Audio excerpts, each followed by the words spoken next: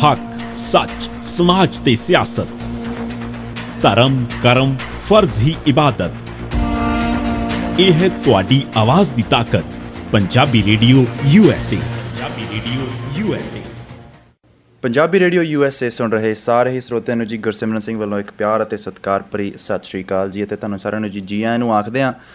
ਅਤੇ ਜੀ ਸਰੋਤਿਓ, ਅੱਜ ਸਾਡੇ ਨਾਲ ਜੁੜ ਬੈਠੇ ਨੇ ਸਟੂਡੀਓ ਦੇ ਵਿੱਚ ਬਹੁਤ ਹੀ ਖਾਸ ਮਹਿਮਾਨ। ਤੁਸੀਂ ਇਹਨਾਂ ਦੇ ਜ਼ੁਬਾਨੀ ਸਵੇਰੇ ਸਵੇਰੇ ਜੀ ਹੁਕਮਨਾਮਾ ਸਾਹਿਬ ਦੀ ਵਿਆਖਿਆ ਸੁਣਦੇ ਹੋ ਅੰਗਰੇਜ਼ੀ ਦੇ ਵਿੱਚ, ਖਾਸ ਕਰਕੇ ਇਹਨਾਂ ਦੀ ਜਿਹੜੀ ਸਪੈਸ਼ਲਿਟੀ ਹੈਗੀ। ਸੋ ਆਪਾਂ ਜੀ ਸਵਾਗਤ ਕਰਦੇ ਹਾਂ ਭਾਈ ਸਾਹਿਬ, ਭਾਈ ਸੁੱਖਾ ਸਿੰਘ ਜੀ। ਪਹਿਲਾਂ ਜੀ ਵਾਹਿਗੁਰੂ ਜੀ ਕਾ ਖਾਲਸਾ ਵਾਹਿਗੁਰੂ ਜੀ ਕੀ ਫਤਿਹ। ਵਾਹਿਗੁਰੂ ਜੀ ਕਾ ਖਾਲਸਾ ਵਾਹਿਗੁਰੂ ਜੀ ਕੀ ਫਤਿਹ ਜੀ। ਜੀ ਸੁੱਖਾ ਸਿੰਘ ਜੀ, ਤੁਹਾਡਾ ਬਹੁਤ ਬਹੁਤ ਧੰਨਵਾਦ ਜੀ ਅੱਜ ਸਾਡੇ ਨਾਲ ਜੁੜਨ ਦਾ, ਅਤੇ ਅੱਜ ਥੋੜ੍ਹੀ ਬਹੁਤੀ ਗੱਲਬਾਤ ਆਪਣੀ ਸਾਡੇ ਨਾਲ ਸਾਂਝੀ ਕਰਨ ਦਾ। ਠੀਕ ਹੈ ਜੀ, ਮਹਾਰਾਜ ਦੀ ਕਿਰਪਾ, ਸੱਚੇ ਪਾਤਸ਼ਾਹ ਲੈ ਕੇ ਆ ਗਏ ਤੁਹਾਡੇ ਕੋਲ। ਜੀ ਬਿਲਕੁਲ ਜੀ। ਅਤੇ ਆਪ ਜੀ ਪਹਿਲਾਂ ਥੋੜ੍ਹਾ ਬਹੁਤਾ ਆਪਣੇ ਬੈਕਗਰਾਊਂਡ ਬਾਰੇ ਜ਼ਰੂਰ ਦੱਸੋ ਜੀ। ਤੁਸੀਂ ਕਿੱਥੇ ਜੰਮੇ ਪਲੇ ਸੀਗੇ ਅਤੇ ਤੁਹਾਡਾ ਵੇਰਵਾ ਸਿੱਖੀ ਦੇ ਨਾਲ ਕਿੱਦਾਂ ਰਿਹਾ? ਮੇਰਾ ਜੀ ਜਨਮ ਗ੍ਰੇਵਜ਼ੈਂਟ ਸ਼ਹਿਰ ਦਾ ਆ, ਇੰਗਲੈਂਡ ਦਾ ਇੱਕ ਛੋਟਾ ਜਿਹਾ ਸ਼ਹਿਰ ਹੈ ਲੰਡਨ ਦੇ ਲਾਗੇ ਜੀ। ਅਤੇ 1987 ਦੇ ਵਿੱਚ ਮੇਰਾ ਬਰਥ ਹੋਇਆ, ਅਤੇ ਇੰਗਲੈਂਡ ਦੇ ਵਿੱਚ ਹੀ ਮੈਂ ਜੰਮਿਆ ਪਲਿਆ ਆ। ਅਤੇ ਉੱਥੋਂ ਆਪਣਾ ਜਿਹੜਾ ਮਾਹੌਲ ਸੀ ਪਹਿਲਾਂ ਘਰ ਦਾ, ਉਹ ਬਾਹਲਾ ਧਾਰਮਿਕ ਨਹੀਂ ਸੀ ਜੀ। ਮੇਰੀ ਮਾਤਾ ਜਿਹੜੀ ਸੀ ਉਹ ਕਾਫੀ ਪਾਠ ਭਜਨ ਬੰਦਗੀ ਵਾਲੇ ਸੀ, ਅਤੇ ਪਰ ਡੈਡੀ ਵਾਲੇ ਪਾਸਿਓਂ ਸਾਨੂੰ ਇੱਦਾਂ ਸਿੱਖੀ ਵਾਲੇ ਪਾਸੇ ਪ੍ਰੇਰਨਾ ਵਾਲੀ ਨਹੀਂ ਸੀ ਦਿੱਤੀ ਗਈ ਜੀ। ਅਤੇ ਘਰ ਦੇ ਵਿੱਚ ਵੀ ਆਪਾਂ ਚਲੋ ਪੰਜਾਬੀ ਬੋਲਣੀ, ਥੋੜ੍ਹੀ ਬਹੁਤੀ ਅੰਗਰੇਜ਼ੀ ਬੋਲਣੀ। ਅਤੇ ਮੇਰੇ ਛੋਟੇ ਹੁੰਦਿਆਂ ਜਿਹੜੇ ਕੇਸ ਕੱਟੇ ਹੋਏ ਸੀ। ਅੱਛਾ ਜੀ। ਅਤੇ ਡੈਡੀ ਉਹਨਾਂ ਦੇ, ਮੇਰੇ ਫਾਦਰ ਦੇ ਵੀ ਆ, ਮੇਰੇ ਦਾਦਾ ਜੀ ਵੀ, ਉਹਨਾਂ ਦੇ ਵੀ ਕੇਸ ਕੱਟੇ ਹੋਏ ਆ। ਅਤੇ ਇਸ ਤਰ੍ਹਾਂ ਕੋਈ, ਜਿਵੇਂ ਆਪਾਂ ਕਹਿ ਲਈਏ, ਗੁਰਸਿੱਖੀ ਦਾ ਮਾਹੌਲ ਇੰਨਾ ਜ਼ਿਆਦਾ ਨਹੀਂ ਸੀ ਘਰ ਦੇ ਵਿੱਚ ਜੀ। ਇਹ ਜਦੋਂ ਮੈਂ 6.5 ਸਾਲ ਦਾ ਹੋਇਆ, ਅਤੇ ਉਦੋਂ ਹਰਿਮੰਦਰ ਸਾਹਿਬ ਦਰਸ਼ਨ ਕਰਨ ਗਏ ਸੀ ਅਸੀਂ। ਅਤੇ ਉਸ ਤੋਂ ਬਾਅਦ ਹੀ ਜਿਹੜਾ ਜੀਵਨ ਪਲਟਿਆ ਸੀਗਾ, ਅਤੇ ਮਹਾਰਾਜ ਦੀ ਕਿਰਪਾ ਦੇ ਨਾਲ ਉਸ ਤੋਂ ਸਾਲ, 1.5 ਸਾਲ ਬਾਅਦ 'ਚ ਮੈਂ ਅੰਮ੍ਰਿਤ ਛਕ ਲਿਆ ਸੀ। ਅਤੇ ਆਪਣੀ ਇਮੀਡੀਏਟ ਫੈਮਿਲੀ ਦੇ ਵਿੱਚੋਂ ਮੈਂ ਪਹਿਲਾਂ ਸੀ ਜਿਸ ਨੇ ਅੰਮ੍ਰਿਤ ਛਕਿਆ। ਫਿਰ ਉਸ ਤੋਂ ਬਾਅਦ ਜਿਨ੍ਹਾਂ ਨੇ ਅੰਮ੍ਰਿਤਪਾਨ ਕੀਤਾ, ਮੰਮੀ ਜੀ ਮੇਰੇ ਨੇ ਅਤੇ ਮੇਰੇ ਛੋਟੇ ਵੀਰ ਨੇ, ਉਸ ਤੋਂ ਬਾਅਦ 'ਚ ਅੰਮ੍ਰਿਤ ਛਕਿਆ ਸੀ ਜੀ। ਸੋ ਤੁਸੀਂ ਕਿਹਾ ਕਿ ਤੁਹਾਡੇ ਮੰਮੀ ਜੀ ਦੇ ਵਾਲੇ ਪਾਸੇ ਥੋੜ੍ਹਾ ਜ਼ਿਆਦਾ ਸਿੱਖੀ ਦਾ ਪ੍ਰਚਾਰ ਸੀ, ਅਤੇ ਤੁਹਾਡੇ ਪਿਤਾ ਜੀ ਦਾ ਜ਼ਿਆਦਾ ਜ਼ੋਰ ਨਹੀਂ ਸੀ। ਤੁਹਾਡੇ ਫੈਮਿਲੀ ਮਾਹੌਲ ਦੇ ਵਿੱਚ ਤੁਸੀਂ ਪਹਿਲੇ ਅੰਮ੍ਰਿਤ ਛਕ ਸੀ। ਸੋ ਬਹੁਤ ਵਧੀਆ ਗੱਲ ਹੈ ਜੀ ਕਿ ਤੁਸੀਂ ਇੰਨੀ ਛੇਤੀ ਤੁਸੀਂ ਜੀ ਸਿੱਖੀ ਦੇ ਨਾਲ ਜੁੜ ਬੈਠੇ ਸੀਗੇ। ਅਤੇ ਜੇ ਤੁਸੀਂ ਸੋਚੀਏ ਤੁਹਾਡੀ ਉਮਰ, ਤੁਸੀਂ ਕਿਹਾ ਸੀ ਤੁਹਾਡਾ ਜਨਮ 87 ਦਾ, ਸੋ ਬਹੁਤ ਤੁਹਾਡੀ ਛੋਟੀ ਉਮਰ ਹੈ ਜੇ ਸੋਚਿਆ ਜਾਵੇ ਕੰਪੈਰੇਟਿਵਲੀ ਜੇ ਹੋਰ ਕੋਈ ਪ੍ਰਚਾਰਕ ਹੁੰਦਾ ਹੈ। ਸੋ ਤੁਹਾਡਾ ਪ੍ਰਚਾਰ ਦੇ ਵੱਲ ਕਿੱਦਾਂ ਜੀ ਲਗਾਓ ਪਿਆ ਇੰਨੀ ਛੋਟੀ ਉਮਰ ਦੇ ਵਿੱਚ? ਪ੍ਰਚਾਰ ਦੇ ਵੱਲ ਇਸ ਤਰ੍ਹਾਂ ਲਗਾਓ ਪਿਆ ਕਿ ਜਦੋਂ ਮੈਂ ਛੋਟਾ ਸੀ, ਅਤੇ ਮੇਰੀ ਮਾਤਾ ਨੇ ਇਸ ਤਰ੍ਹਾਂ ਕਰਨਾ ਕਿ ਸਾਡਾ ਘਰ ਹੁੰਦਾ ਸੀ ਗੁਰਦੁਆਰਾ ਸਾਹਿਬ ਤੋਂ 3 ਮੀਲ ਦੂਰ ਜੀ। ਅਤੇ ਉਹਨਾਂ ਨੇ ਰੋਜ਼ ਬਿਨਾਂ ਨਾਗੇ ਤੋਂ ਮੈਨੂੰ 7 ਸਾਲ ਦੀ ਉਮਰ ਤੋਂ ਲੈ ਕੇ 13-14 ਸਾਲ ਤੱਕ ਤੋਰ ਕੇ ਗੁਰਦੁਆਰਾ ਸਾਹਿਬ ਲੈ ਕੇ ਜਾਣਾ ਅਤੇ ਤੋਰ ਕੇ ਲੈ ਕੇ ਆਉਣਾ, ਕਿਉਂਕਿ ਉਹਨਾਂ ਨੂੰ ਗੱਡੀ ਨਹੀਂ ਸੀ ਆਉਂਦੀ ਜੀ। ਅਤੇ ਇੰਗਲੈਂਡ ਦੇ ਵਿੱਚ ਮੀਂਹ ਵੀ ਪੈਣਾ, ਉੱਥੇ ਕਈ ਵਾਰੀ ਗੜੇ ਪੈਣੇ, ਕਈ ਵਾਰੀ ਉੱਥੇ ਸਨੋਅ ਪੈਣੀ, ਅਤੇ ਸਨੋਅ ਦੇ ਵਿੱਚ ਵੀ, ਗੜਿਆਂ ਦੇ ਵਿੱਚ ਵੀ ਰੋਜ਼ ਅੰਮ੍ਰਿਤ ਵੇਲੇ ਦਾ ਜਿਹੜਾ ਦੀਵਾਨ ਸੀਗਾ ਉਹ ਮੇਰਾ ਮਿਸ ਨਹੀਂ ਹੋਣ ਦਿੱਤਾ ਉਹਨਾਂ ਨੇ। ਉਹਨਾਂ ਦੀ ਹਿੰਮਤ ਸੀਗੀ, ਚਲੋ ਮਹਾਰਾਜ ਨੇ ਸਾਨੂੰ ਦੋਵਾਂ ਨੂੰ ਹਿੰਮਤ ਬਖਸ਼ੀ। ਅਤੇ ਆਪਾਂ ਤੁਰ ਕੇ ਜਾਣਾ, ਤੁਰ ਕੇ ਆਉਣਾ, ਅੱਧਾ ਘੰਟਾ ਜਾਣ ਨੂੰ ਲੱਗਣਾ, ਅੱਧਾ ਘੰਟਾ ਆਉਣ ਨੂੰ, ਬਾਕੀ ਉੱਥੇ ਘੰਟਾ ਬੈਠ ਕੇ ਆਸਾ ਦੀ ਵਾਰ ਦਾ ਕੀਰਤਨ, ਕੁਝ ਕੁ ਸਲੋਕ ਸ਼ਾਂਤ ਹੁੰਦੇ ਸੀ। ਉਸ ਤੋਂ ਬਾਅਦ ਹੁਕਮਨਾਮਾ ਸਾਹਿਬ ਦੀ ਕਥਾ ਹੁੰਦੀ ਸੀ ਜੀ। ਉਹ ਕਥਾ ਕਰਨ ਵਾਸਤੇ ਗਿਆਨੀ ਸੰਤ ਸਿੰਘ ਮਸਕੀਨ, ਗਿਆਨੀ ਪਿੰਦਰਪਾਲ ਸਿੰਘ ਜੀ, ਟਕਸਾਲ ਵਾਲੇ ਗਿਆਨੀ ਰਾਮ ਸਿੰਘ, ਹੋਰ ਕਈ ਪ੍ਰਚਾਰਕ ਜਿਹੜੇ ਆ ਉਹ ਆਉਂਦੇ ਸੀ ਅਤੇ ਕਥਾ ਕਰਦੇ ਸੀ ਉਹਨਾਂ ਦਿਨਾਂ ਵਿੱਚ, ਗਿਆਨੀ ਜਸਵੰਤ ਸਿੰਘ ਪਰਵਾਨਾ। ਅਤੇ ਇਹੋ ਜਿਹੇ ਜਿਹੜੇ ਕਥਾਵਾਚਕ ਸੀਗੇ, ਪਹਿਲਾਂ ਤਾਂ ਮੈਨੂੰ ਕੋਈ ਸਮਝ ਨਹੀਂ ਸੀ ਲੱਗਦੀ ਹੁੰਦਾ ਵੀ ਕੀ ਕਹਿੰਦੇ ਆ ਛੋਟੀ ਉਮਰ ਦੇ ਵਿੱਚ। ਅਤੇ ਹੌਲੀ ਹੌਲੀ ਹੁਕਮਨਾਮੇ ਦੀ ਜਦੋਂ ਫੇਰ ਇੱਕ ਹੁਕਮਨਾਮੇ ਦੀ ਕਥਾ ਹੁੰਦੀ ਰਹੀ, ਅਤੇ ਮੈਨੂੰ ਹੌਲੀ ਹੌਲੀ ਪਤਾ ਲੱਗਣ ਲੱਗ ਪਿਆ ਵੀ ਆਹ ਜਿਹੜਾ ਲਫ਼ਜ਼ ਆ ਗੁਰਮੁਖੀ ਦਾ, ਇਹਦੇ ਇਹ ਅਰਥ ਨੇ, ਇਹਦੇ ਆਹ ਅਰਥ ਨੇ, ਇਹਦੇ ਆਹ ਅਰਥ ਨੇ। ਅਤੇ ਉਸ ਤੋਂ ਬਾਅਦ ਜਦੋਂ ਮੈਂ 13 ਸਾਲ ਦਾ ਹੋਇਆ, ਅਤੇ ਪਹਿਲੀ ਵਾਰੀ ਸਟੇਜ 'ਤੇ ਮੈਂ 13 ਸਾਲ ਦੀ ਉਮਰ 'ਚ ਬੋਲਿਆ। ਵਾਹ ਜੀ ਵਾਹ। ਅਤੇ ਉਸ ਤੋਂ ਬਾਅਦ ਹੁਣ ਸਿਲਸਿਲਾ, ਹੁਣ ਮੈਂ 25 ਦਾ ਹੋ ਗਿਆ ਅਤੇ ਚੱਲਦਾ ਜਾਰੀ ਆ। ਹੁਣ 10 ਸਾਲਾਂ ਤੋਂ ਤੁਸੀਂ ਸੋਚ ਲਓ ਕਿ ਇੰਨੇ ਚਿਰ ਤੋਂ ਇਹ ਚੱਲਦਾ। ਅਤੇ ਪਹਿਲਾਂ ਮੈਂ ਕਥਾ ਵੱਲ ਨਹੀਂ ਸੀ ਸ਼ੁਰੂ ਹੋਇਆ। ਜਦੋਂ ਮੈਂ 8 ਸਾਲ ਦਾ ਸੀ ਉਦੋਂ ਕੀਰਤਨ ਵੱਲ, ਮੈਂ ਜਦੋਂ ਆਨੰਦ ਸਾਹਿਬ ਦਾ ਪਾਠ ਹੁੰਦਾ ਸੀ ਗੁਰਦੁਆਰੇ, ਉਦੋਂ ਬੜੀ ਉੱਚੀ ਉੱਚੀ ਨਾਲ ਗਾਉਣਾ। ਅਤੇ ਇੱਕ ਉੱਥੇ ਸਿੰਘ ਸੀ ਆਪਣੇ, ਗਿਆਨੀ ਸੁਰਜੀਤ ਸਿੰਘ ਜੀ, ਅਤੇ ਗਿਆਨੀ ਗਿਆਨ ਸਿੰਘ ਸੁਰਜੀਤ, ਅਤੇ ਨੇਤਰਹੀਨ ਸੀ, ਅਤੇ ਉਹਨਾਂ ਨੇ ਮੈਨੂੰ ਕੀਰਤਨ ਦੀ ਵਿੱਦਿਆ ਜਿਹੜੀ ਉਹਨਾਂ ਨੇ ਦਿੱਤੀ।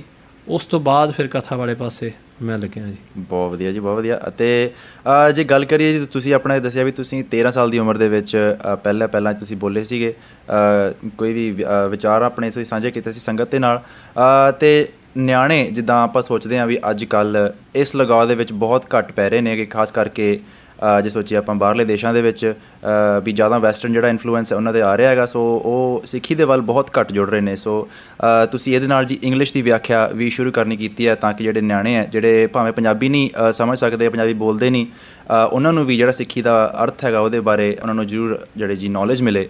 ਸੋ ਤੁਸੀਂ ਇੰਗਲਿਸ਼ ਦੇ ਵਿੱਚ ਕਦੋਂ ਸ਼ੁਰੂ ਕੀਤਾ ਆਪਣਾ ਇਹ ਵਿਚਾਰ? ਇੰਗਲਿਸ਼ ਦੇ ਵਿੱਚ ਵੀ ਉਦੋਂ ਨਾਲ ਹੀ ਇੰਗਲਿਸ਼ ਦੇ ਵਿੱਚ ਸ਼ੁਰੂਆਤ ਉੱਥੋਂ ਹੀ ਹੋਈ ਜੀ, ਕਿ ਬੱਚਿਆਂ ਦੇ ਛੋਟਿਆਂ ਦੇ ਕੈਂਪ ਲੱਗਣੇ ਜਾਂ ਕਿਸ ਤਰ੍ਹਾਂ ਵੀ, ਅਤੇ ਉੱਥੇ ਜਾ ਕੇ ਬੋਲਣਾ, ਅਤੇ ਉਹ ਤਾਂ ਇੰਗਲਿਸ਼ ਵਿੱਚ ਹੀ ਸਾਰਾ ਹੁੰਦਾ ਸੀਗਾ। ਅਤੇ ਇੰਗਲਿਸ਼ ਬੋਲਣ ਦਾ ਮੰਤਵ ਮੇਰਾ ਇਹ ਆ ਕਿ ਪੰਜਾਬੀਅਤ ਦੇ ਨਾਲ ਬੱਚਿਆਂ ਨੂੰ ਸਿੱਖੀ ਦੇ ਨਾਲ ਜੋੜਨ ਵਾਸਤੇ ਜੀ ਅਸੀਂ ਉਹ ਜਿਹੜਾ ਭਾਂਡਾ ਵਰਤ ਰਹੇ ਹਾਂ। ਦੇਖੋ ਵਸਤੂ ਜਿਹੜੀ ਆ, ਅਸੀਂ ਜਿਹੜੀ ਸਾਡਾ ਅੰਮ੍ਰਿਤ ਰੂਪ ਗੁਰਬਾਣੀ ਆ ਅਤੇ ਅੰਮ੍ਰਿਤ ਰੂਪ ਇਤਿਹਾਸ ਆ ਜੀ ਜੀ ਜੀ, ਇਹਨੂੰ ਕਿਸੇ ਵੀ ਭਾਂਡੇ 'ਚ ਪਾ ਕੇ ਮਤਲਬ ਇਹੀ ਆ ਕਿ ਬੱਚਿਆਂ ਨੂੰ ਪਹਿਲਾਂ ਤੁਸੀਂ ਪਿਆਰ, ਉਹਨਾਂ ਦੇ ਵਿੱਚੋਂ ਜਦੋਂ ਪ੍ਰੇਮ ਪੈਦਾ ਹੋ ਗਿਆ ਜੀ ਜੀ ਜੀ, ਅਤੇ ਆਪੇ ਹੀ ਗੁਰਮੁਖੀ ਸਿੱਖਣਗੇ, ਆਪੇ ਬੋਲਣਗੇ ਘਰਾਂ ਦੇ ਵਿੱਚ। ਪਹਿਲਾਂ ਤਾਂ ਉਹਨਾਂ ਨੂੰ ਪ੍ਰੇਮ ਹੋਵੇ। ਜੇ ਉਹਨਾਂ ਨੂੰ ਕੋਈ ਕਨੈਕਸ਼ਨ ਨਹੀਂ ਹੈਗਾ ਗੁਰੂ ਸਾਹਿਬ ਦੇ ਨਾਲ, ਅਤੇ ਉਹਨਾਂ ਨੇ ਪਾਠ ਕੀ ਕਰਨਾ ਜੀ? ਜੇ ਕਨੈਕਸ਼ਨ ਹੋਵੇ, ਹਾਂ ਪਿਆਰ ਹੋਵੇ ਕਿ ਮੈਂ ਗੁਰੂ ਸਾਹਿਬ ਨਾਲ ਗੱਲਾਂ ਕਰਨੀਆਂ ਆ, ਮੈਂ ਬਾਣੀ ਪੜ੍ਹਨੀ ਆ, ਮੈਂ ਕੀਰਤਨ ਸੁਣਨਾ ਆ, ਮੈਂ ਕਥਾ ਸੁਣ, ਫਿਰ ਉਹ ਗੁਰਮੁਖੀ ਵਾਲੇ ਪਾਸੇ ਵੀ ਆਪੇ ਆਉਣਗੇ। ਤਾਂ ਕਰਕੇ ਇੰਗਲਿਸ਼ ਬੋਲੀ ਦੀ ਆ ਕਿ ਉਹਨਾਂ ਨੂੰ ਗੁਰਮੁਖੀ ਵਾਲੇ ਪਾਸੇ ਲਿਆਉਣ ਵਾਸਤੇ। ਬਿਲਕੁਲ ਜੀ। ਸੋ ਬਹੁਤ ਵਧੀਆ ਗੱਲ ਕੀਤੀ ਹੈ ਜੀ ਭਾਈ ਸੁੱਖਾ ਸਿੰਘ ਜੀ ਨੇ, ਕਿ ਕਈ ਵਾਰ ਆਪਾਂ ਜਿਹੜੇ ਪੇਰੈਂਟਸ ਸੋਚਦੇ ਹਾਂ ਵੀ ਸਾਡੇ ਬੱਚੇ ਨੂੰ ਅਸੀਂ ਪੰਜਾਬੀ ਸਿਖਾਉਣੀ ਹੈ ਜਾਂ ਆਪਣੇ ਜਿਹੜਾ ਕਲਚਰ ਦੇ ਨਾਲ ਜੋੜਨਾ ਹੈਗਾ, ਸਿੱਧਾ ਤੁਸੀਂ ਆਪਣੇ ਕਲਚਰ ਤੋਂ ਸ਼ੁਰੂ ਕਰ ਦਿੰਦੇ ਆ। ਅਤੇ ਜੇ ਨਿਆਣੇ ਨੂੰ ਕੋਈ ਉਹ ਚੀਜ਼ ਵਿੱਚ ਇੰਟਰਸਟ ਹੀ ਨਹੀਂ ਹੈਗਾ, ਸ਼ਾਇਦ ਉਹ ਭਾਵੇਂ ਕਰ ਵੀ ਲਏ ਪਰ ਉਹ ਆਪਣੇ ਦਿਲੋਂ ਨਹੀਂ ਕਰੇਗਾ, ਤੁਹਾਨੂੰ ਖੁਸ਼ ਰੱਖਣ ਵਾਸਤੇ ਜਾਂ ਬਸ ਆਬਲੀਗੇਸ਼ਨ ਦੇ ਤੌਰ 'ਤੇ ਕਰੇਗਾ। ਸੋ ਇਹਨਾਂ ਨੇ ਬਹੁਤ ਵਧੀਆ ਗੱਲ ਕੀਤੀ ਹੈ ਕਿ ਤੁਸੀਂ ਪਹਿਲਾਂ ਬੱਚੇ ਦੇ ਵਿੱਚ ਜੀ ਅੰਦਰੂਨੀ ਪਿਆਰ ਪੈਦਾ ਕਰੋ ਤਾਂ ਕਿ ਉਹਨੂੰ ਇੰਟਰਸਟ ਹੋਵੇ ਉਹ ਚੀਜ਼ ਸਿੱਖਣ ਦਾ। ਸੋ ਬਹੁਤ ਵਧੀਆ ਗੱਲ ਕੀਤੀ ਹੈ ਜੀ ਤੁਸੀਂ। ਅਤੇ ਜਿਹੜੇ ਆਪਣੇ ਬੱਚੇ, ਮੈਂ ਤੁਹਾਨੂੰ ਪੁੱਛਿਆ ਸੀ ਵੀ ਇਨਵੋਲਵ ਨਹੀਂ ਹੈਗੇ ਅੱਜ ਕੱਲ੍ਹ, ਤੁਸੀਂ ਇੰਗਲਿਸ਼ ਦੇ ਵਿੱਚ ਕਥਾ ਕਰਦੇ ਹੋਗੇ, ਹੋਰ ਤੁਹਾਡੇ ਦਿਮਾਗ ਦੇ ਵਿੱਚ ਕੀ ਆਈਡੀਆ ਹੈ ਵੀ ਜਿਹੜੇ ਬੱਚੇ ਅੱਜ ਕੱਲ੍ਹ ਦੇ ਅਗਲੀ ਜਨਰੇਸ਼ਨ ਦੇ ਅਤੇ ਇਸ ਤੋਂ ਅਗਲੀ ਜਨਰੇਸ਼ਨ ਦੇ, ਉਹਨਾਂ ਨੂੰ ਕਿੱਦਾਂ ਆਪਣੀ ਸਿੱਖੀ ਦੇ ਨਾਲ ਪ੍ਰੀਜ਼ਰਵ ਕਰ ਸਕਦੇ ਹਾਂ? ਦੇਖੋ ਜੀ, ਹੁਣ ਕਈ ਸਿੰਘ ਜਿਹੜੇ ਆ ਜੀ ਸਾਡੇ ਇੰਗਲੈਂਡ ਦੇ ਵਿੱਚ, ਕਈ ਸਿੰਘ ਕਈ ਵੱਖ ਵੱਖ ਜਥੇਬੰਦੀਆਂ ਤੋਂ ਸ਼ੁਰੂ ਕੀਤਾ ਉਹਨਾਂ ਨੇ ਪ੍ਰਚਾਰ, ਅਤੇ ਵੱਖੋ ਵੱਖਰੇ ਉਹਨਾਂ ਦੇ ਤਰੀਕੇ ਆ। ਕਈ ਹੁਣ ਯੂਟਿਊਬ ਦੇ ਉੱਤੇ ਕਈ ਪਾ ਰਹੇ ਆ ਵੀਡੀਓਆਂ, ਕਈ ਫੇਸਬੁੱਕ ਰਾਹੀਂ ਪ੍ਰਚਾਰ ਕਰ ਰਹੇ ਆ, ਆਪੋ ਆਪਣਾ ਢੰਗ ਤਰੀਕਾ ਸਾਰਿਆਂ ਦਾ। ਅਤੇ ਮੇਰਾ ਮੰਤਵ ਜਿਹੜਾ ਹੈ ਜੀ ਉਹ ਇਹ ਹੈ ਕਿ ਜਦੋਂ ਸਪੈਸ਼ਲੀ ਗੁਰਦੁਆਰਾ ਸਾਹਿਬ ਦੇ ਅੰਦਰ ਕਥਾ ਕਰਨੀ ਆ, ਖਾਸ ਕਰਕੇ ਮੈਂ ਇਹ ਕਰਦਾ ਕਿ ਪੰਜਾਬੀ ਦੇ ਵਿੱਚ ਕਥਾ ਜਿਹੜੀ ਪੁਆਇੰਟ ਪੰਜਾਬੀ 'ਚ ਰੱਖਣੀ ਆ, ਉਹਨੂੰ ਉਸੇ ਵੇਲੇ ਉਹਦਾ ਅਨੁਵਾਦ ਕਰ ਦੇਣਾ ਜੀ। ਅਤੇ ਮਤਲਬ ਮੇਰਾ ਇਹ ਹੈ ਕਿ ਜਿਹੜੀ ਸੰਗਤ ਆ, ਬਜ਼ੁਰਗ ਵੀ ਬੈਠੇ ਆ, ਬੱਚੇ ਵੀ ਬੈਠੇ ਆ, ਕਿ ਸਾਰੇ ਰਲ ਮਿਲ ਕੇ ਸੰਗਤ ਦੇ ਵਿੱਚ ਬੈਠ ਕੇ ਅਤੇ ਗੁਰਬਾਣੀ ਦੀ ਜਿਹੜੀ ਗੂੜ੍ਹ ਗੱਲ ਹੈ ਉਹਨੂੰ ਸਮਝ ਸਕਣ, ਉਹਨੂੰ ਪਕੜ ਸਕਣ ਕਿਸੇ ਨਾ ਕਿਸੇ ਤਰ੍ਹਾਂ ਤੱਕ। ਅਤੇ ਤਾਂ ਕਰਕੇ ਪੰਜਾਬੀ ਨੂੰ ਨਾਲ ਲੈ ਕੇ, ਅੰਗਰੇਜ਼ੀ ਨੂੰ ਨਾਲ ਲੈ ਕੇ ਅਸੀਂ ਤੁਰ ਰਹੇ ਹਾਂ। ਬਾਕੀ ਕਈ ਸਿੰਘ ਕਰ ਰਹੇ ਆ ਪ੍ਰਚਾਰ ਹੁਣ, ਅਤੇ ਆਪਣਾ ਵੀ ਜਿਹੜਾ ਆ ਇੱਥੇ ਰੇਡੀਓ ਦੇ ਰਾਹੀਂ ਤੁਸੀਂ ਹੁਣ ਪ੍ਰਸਾਰਨ ਕਰਦੇ ਹਾਂ ਰੋਜ਼, ਇਹ ਵੀ ਬਹੁਤ ਵੱਡਾ ਪ੍ਰਚਾਰ ਦਾ ਦਾਇਰਾ ਜਿਹੜਾ ਇੱਧਰ ਖੁੱਲ੍ਹਿਆ। ਹੁਣ ਮੈਨੂੰ ਕਈ ਸਿੰਘ ਕੱਲ੍ਹ ਵੀ ਮਿਲੇ, ਕਈ ਪ੍ਰੇਮੀ ਮਿਲੇ ਕੱਲ੍ਹ ਫਰੀਮੌਂਟ ਗੁਰਦੁਆਰਾ ਸਾਹਿਬ, ਅਤੇ ਉਹਨਾਂ ਨੇ ਇਹ ਗੱਲ ਆਖੀ ਸੀ ਕਿ ਅਸੀਂ ਹੁਕਮਨਾਮੇ ਦੀ ਕਥਾ ਸੁਣਦੇ ਹਾਂ ਜੀ, ਅਤੇ ਤਾਂ ਕਰਕੇ ਅੱਜ ਇੱਥੇ ਆਏ ਹਾਂ ਕਥਾ ਸੁਣਨ ਵਾਸਤੇ।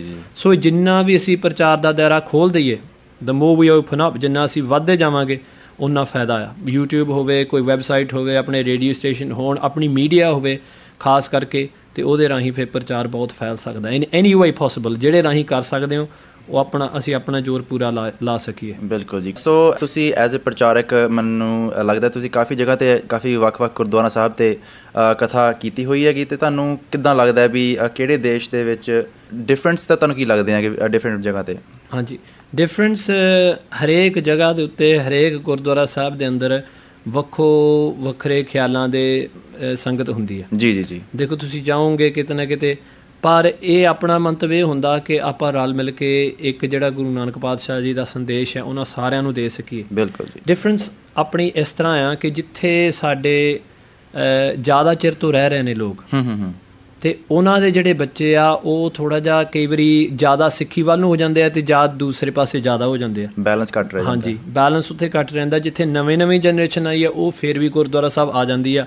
ਜਿੱਥੇ ਜ਼ਿਆਦਾ ਚਿਰ ਤੋਂ ਹੁਣ ਇੰਗਲੈਂਡ ਦੇ ਵਿੱਚ ਆ, ਜਾਂ ਉੱਥੇ ਆਪਣੇ ਜ਼ਿਆਦਾ ਧਾਰਮਿਕ ਜਿਹੜੇ ਗੁਰੂ ਕੇ ਸਿੱਖ ਹੋਣਗੇ ਜਿਹੜੇ ਬਹੁਤ ਪੱਕੇ ਨੇ ਤੇ ਯੂਥ ਦੇ ਵਿੱਚੋਂ, ਤੇ ਜਾਣਗੇ ਹੀ ਜਾਣਗੇ, ਤੇ ਜਾਂ ਫਿਰ ਉਹ ਹੋਣਗੇ ਜਿਨ੍ਹਾਂ ਨੇ ਗੁਰਦੁਆਰਾ ਸਾਹਿਬ ਦਾ ਨਾਮ ਹੀ ਨਹੀਂ ਲੈਣਾ। ਬਿਲਕੁਲ ਜੀ। ਸੋ ਇਸ ਤਰ੍ਹਾਂ ਹੋ ਜਾਂਦਾ ਹੈ ਕਿ ਇਹ ਜਨਰੇਸ਼ਨ ਗੈਪ ਜਿਹੜੀ ਹੈ ਕਈ ਵਾਰੀ ਪੈ ਜਾਂਦੀ ਹੈ। ਹਾਂਜੀ ਹਾਂਜੀ। ਅਤੇ ਆਪਾਂ ਇਹ ਕੋਸ਼ਿਸ਼ ਕਰਨਾ ਕਿ ਇਹ ਜਨਰੇਸ਼ਨ ਗੈਪ ਨੂੰ ਗੰਢਿਆ ਜਾਵੇ ਕਿਸੇ ਨਾ ਕਿਸੇ ਤਰ੍ਹਾਂ, ਤਾਂ ਹੀ ਉਹ ਪੰਜਾਬੀ ਤੇ ਇੰਗਲਿਸ਼ ਨੂੰ ਆਪਾਂ ਦੋਵੇਂ ਨਾਲ ਲੈ ਕੇ ਜਾ ਰਹੇ ਹਾਂ ਕਿ ਜਨਰੇਸ਼ਨ ਗੈਪ ਨੂੰ ਖਤਮ ਕਰਨਾ ਹੈ। ਬਿਲਕੁਲ ਜੀ। ਤੇ ਗੁਰੂ ਸਾਹਿਬ ਜੀ ਦਾ ਸਿਧਾਂਤ ਵੀ ਆ, ਗੁਰਮੁਖ ਬੁੱਢੇ ਕਦੇ ਨਾ ਹੀ ਜਿਨ੍ਹਾਂ ਅੰਤਰ ਸੁਤ ਗਿਆ।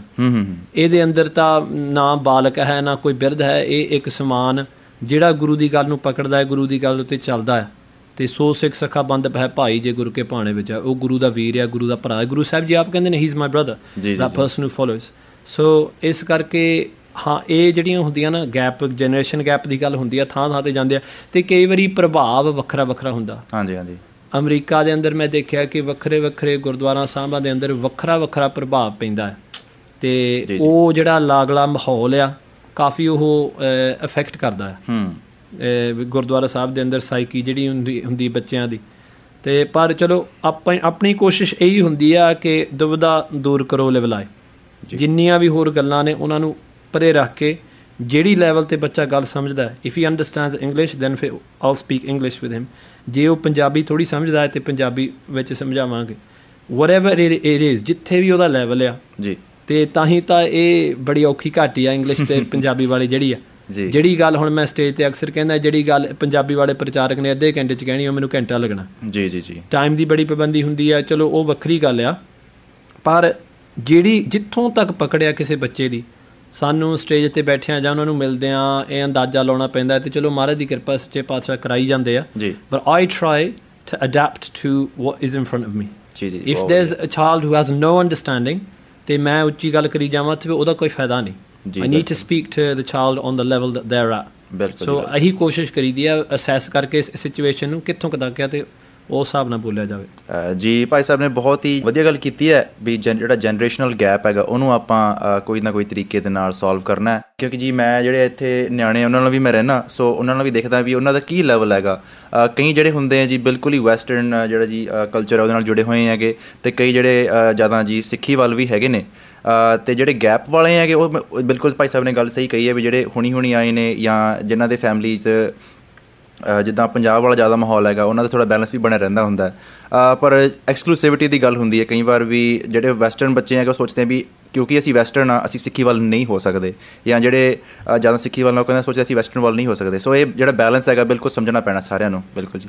ਜੇ ਆਪਾਂ ਜੀ ਗੱਲ ਕਰੀਏ ਅਗਲੀ ਕਿ ਕਈ ਜਿਹੜੇ ਹੁੰਦੇ ਆ ਜ਼ਿਆਦਾ ਸਿੱਖੀ ਨਾਲ ਜੁੜੇ ਹੋਏ, ਇੱਥੇ ਜਿਹੜੀ ਬਹੁਤ ਵੱਡੀ ਗੱਲ ਹੁੰਦੀ ਹੈ ਖਾਸ ਕਰਕੇ ਬੇ ਏਰੀਆ ਦੇ ਵਿੱਚ ਵੀ, ਸੈਂਟਰਲ ਵੈਲੀ ਜਿੱਦਾਂ ਕੈਲੀਫੋਰਨੀਆ 'ਚ ਜ਼ਿਆਦਾ ਗੁਰੂ ਘਰ ਹੈਗੇ ਆ ਵੀ ਜਿਹੜੇ ਨਿਆਣੇ ਜੁੜੇ ਹੋਏ ਆ ਸਿੱਖੀ ਦੇ ਨਾਲ, ਉਹ ਜ਼ਿਆਦਾ ਤੋਂ ਜ਼ਿਆਦਾ ਤੌਰ 'ਤੇ ਆਪਣੇ ਹੀ ਜਿਹੜਾ ਮਾਹੌਲ ਦੇ ਵਿੱਚ ਰਹਿੰਦੇ ਆ ਅਤੇ ਹੋਰਾਂ ਨੂੰ ਨਾਲ ਜੋੜਨ ਦੀ ਬਹੁਤ ਘੱਟ ਕੋਸ਼ਿਸ਼ ਕਰਦੇ ਆ। ਸੋਚਦੇ ਆ ਵੀ ਚਲੋ ਉਹ ਨੇ ਅਤੇ ਅਸੀਂ ਅਲੱਗਾਂਗੇ। ਅਤੇ ਇਹ ਜਿਹੜਾ ਪ੍ਰੋਬਲਮ ਹੈਗੀ ਆਪਾਂ ਇਹਦਾ ਕੀ ਸਲਿਊਸ਼ਨ ਲੱਭ ਸਕਦੇ ਹਾਂ? ਇਹ ਸਲਿਊਸ਼ਨ ਇਹ ਹੈ ਜੀ ਵੀਰ ਜੀ ਕਿ ਪਹਿਲੀ ਗੱਲ ਤਾਂ ਇਹ ਹੈ ਕਿ ਸੰਗਤ ਦਾ ਜਿਹੜਾ ਅਸਰ ਆ ਬਹੁਤ ਜ਼ਿਆਦਾ ਪੈਂਦਾ ਬਿਲਕੁਲ ਜੀ ਬੱਚੇ ਦੇ ਉੱਤੇ। ਹਾਂਜੀ। ਜਿਹੋ ਜਿਹਾ ਮਾਹੌਲ ਹੋਏਗਾ, ਜਿਹੋ ਜਿਹੀ ਉਹਦੀ ਉੱਠਣੀ ਬੈਠਣੀ ਹੋਏਗੀ, ਅਤੇ ਉਸ ਤਰ੍ਹਾਂ ਕਿਉਂਕਿ ਅਸੀਂ ਦੇਖਦੇ ਹਾਂ ਕਿ ਗੁਰਬਾਣੀ ਦੇ ਅੰਦਰ ਤਾਂ ਇਹ ਵੀ ਲਿਖਿਆ ਕਿ ਸੂਆ ਪੜਾਵਤ ਗਨਕਾ ਤਰੀ, ਕਿ ਇੱਕ ਤੋਤੇ ਦੀ ਸੰਗਤ ਕਰਕੇ ਅਤੇ ਗਨਕਾ ਜਿਹੜੀ ਹੈ ਇਹ ਗੁਰਬਾਣੀ ਦਾ ਪ੍ਰਮਾਣ ਹੈ। ਬਾਹਰਲਾ ਆਪਾਂ ਨਹੀਂ ਦੇਣਾ, ਬਾਹਰਲਾ ਵੀ ਦੇ ਸਕਦੇ ਹਾਂ। ਹੁਣ ਆਪਣੇ ਸਾਇੰਸਦਾਨ ਜਿਹੜੇ ਆ ਜਪੈਨ ਵਾਲੇ, ਉਹਨਾਂ ਨੇ ਪਾਣੀ ਦੇ ਕੋਲ ਬੈਠ ਕੇ ਅਤੇ ਲਫ਼ਜ਼ ਵੱਖਰੇ ਵੱਖਰੇ ਬੋਲੇ, ਉਹਨੂੰ ਦੇਖਿਆ ਕਿ ਪਾਣੀ ਉੱਤੇ ਵੀ ਲਫ਼ਜ਼ਾਂ ਦਾ ਫਰਕ ਪੈਂਦਾ, ਜਾਣੀ ਕਿ ਸੰਗਤ ਦਾ ਜਿਹੜਾ ਪ੍ਰਭਾਵ ਆ ਉਹ ਹਰੇਕ 'ਤੇ ਪੈਂਦਾ ਆ। ਅਤੇ ਤਾਂ ਕਰਕੇ ਮੇਰਾ ਖਿਆਲ ਕਈ ਬੱਚੇ ਚਾਹੁੰਦੇ ਆ ਕਿ ਅਸੀਂ ਸੰਗਤ 'ਚ ਰਹੀਏ ਜਿਹੜੀ ਸਾਨੂੰ ਅਗਾਂਹ ਨੂੰ, ਕਿਉਂਕਿ ਬਹੁਤ ਵੈਰੀ ਹਾਰਡ ਆ ਇਸ ਮਾਹੌਲ 'ਚ ਰਹਿੰਦਿਆਂ ਹੋਇਆਂ ਗੁਰਸਿੱਖੀ ਨਾਲ ਜੁੜੇ ਰਹਿਣਾ। ਮੈਂ ਉਹਨਾਂ ਦੀਆਂ ਭਾਵਨਾਵਾਂ ਨੂੰ ਵੀ ਸਮਝਦਾ ਹਾਂ, ਪਰ ਜਿਹੜੇ ਸਿੱਖੀ ਤੋਂ ਥੋੜ੍ਹੇ ਦੂਰ ਨੇ ਅਸੀਂ ਉਹਨਾਂ ਨੂੰ ਪ੍ਰੇਮ ਵਿਖਾ ਲਈਏ। ਕਿਉਂਕਿ ਅਕਸਰ ਮੈਂ ਇੱਕ ਗੱਲ ਭਾਈ ਸਾਹਿਬ ਭਿੰਦਰਪਾਲ ਸਿੰਘ ਦੀ ਕਥਾ 'ਚ ਸੁਣੀ ਆ, ਅਤੇ ਭਾਈ ਸਾਹਿਬ ਜੀ ਨੇ ਆਖਿਆ ਕਿ 6 ਫੁੱਟ ਦਾ ਬੰਦਾ ਜਿਹੜਾ ਆ, ਜੇ ਉਹਦੀ ਜੇਬ ਦੇ ਵਿੱਚੋਂ ਇੱਕ ਸੈਂਟ ਡਿੱਗ ਪਏ ਅਤੇ ਉਸ ਸੈਂਟ ਨੂੰ ਚੱਕਣ ਵਾਸਤੇ, ਡਾਲਰ ਕਹਿ ਲਓ ਸੈਂਟ ਕਹਿ ਲਓ ਜੋ ਮਰਜ਼ੀ, ਉਸ ਨੂੰ ਚੱਕਣ ਵਾਸਤੇ ਉਹ ਜਿਹੜਾ 6 ਫੁੱਟ ਦਾ ਬੰਦਾ ਚੁੱਕ ਜਾਂਦਾ। ਲੇਕਿਨ ਇੱਕ ਮਨੁੱਖ ਨੂੰ ਚੱਕਣ ਵਾਸਤੇ ਅਸੀਂ ਝੁਕਣ ਵਾਸਤੇ ਤਿਆਰ ਨਹੀਂ। ਕਈ ਵਾਰੀ ਝੁਕਣਾ ਵੀ ਪੈਂਦਾ ਹੈ ਕਿਸੇ ਨੂੰ ਗੱਲ ਨਾਲ ਲਾਉਣ ਵਾਸਤੇ। ਮੈਨੂੰ ਉਹਨਾਂ ਦੀ ਗੱਲ ਬਹੁਤ ਚੰਗੀ ਲੱਗੀ ਅਤੇ ਮੈਂ ਆਪ ਵੀ ਕਥਾ 'ਚ ਕਈ ਵਾਰੀ ਇਹ ਗੱਲ ਆਖੀ ਰਿਪੀਟ ਕੀਤੀ ਉਹਨਾਂ ਦੀ ਕਿ ਸਾਨੂੰ ਖਾਸ ਕਰਕੇ, ਅਤੇ ਅੱਜ ਵੀ ਜਿਹੜਾ ਪ੍ਰਸੰਗ ਚਲੋ ਮਹਾਰਾਜ ਦੀ ਕਿਰਪਾ ਨਾਲ ਅਸੀਂ ਗੁਰਦੁਆਰਾ ਸੈਨ ਹੋਜ਼ੇ ਵਿਖੇ ਮੈਂ ਵਿਚਾਰ ਕਰਨੀ ਸੀ ਜੀ ਕਿ ਪਾਣੀ ਚੱਲੇ ਨਹੀਂ ਵਾਰ ਨੂੰ। ਭਾਈ ਗੁਰਦਾਸ ਜੀ ਦੀ 28ਵੀਂ ਵੀ ਵਾਰ ਆ, 13ਵੀਂ ਪੌੜੀ ਆ। ਭਾਈ ਗੁਰਦਾਸ ਜੀ ਸੇ ਪਾਣੀ ਚੱਲੇ ਨਹੀਂ ਵਾਰ ਨੂੰ। ਗੁਰਸਿੱਖ ਇਸ ਤਰ੍ਹਾਂ ਆ, ਜਿਹੜੇ ਨੀਵੇਂ ਆ ਉਹਨਾਂ ਦੇ ਵੱਲ ਤਾਂ ਅਸੀਂ ਜਾਣਾ, ਉਹਨਾਂ ਨੂੰ ਖਿੱਚਣਾ ਨਾਲ, ਬਿਲਕੁਲ ਜੀ, ਉਹਨਾਂ ਨੂੰ ਪਿਆਰ ਵਿਖਾ ਲਾਂਗੇ, ਆਪਣੇ ਗੱਲ ਨਾਲ ਲਾਵਾਂਗੇ ਅਤੇ ਉਹ ਚੱਕੇ ਜਾਣਗੇ।